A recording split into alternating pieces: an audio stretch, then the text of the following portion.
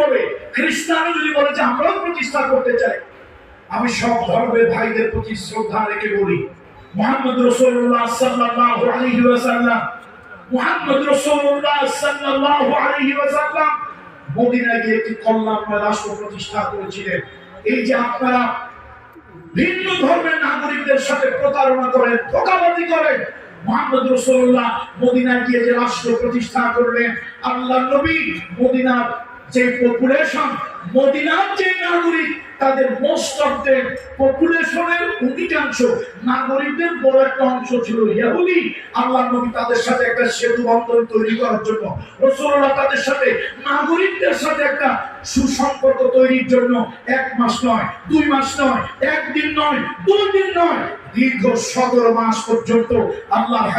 হাবিবে কিবরিয়া রাহমাতুল লিল আলামিন উত্তর দিকে অর্থাৎ বাইতুল মুকাদ্দাস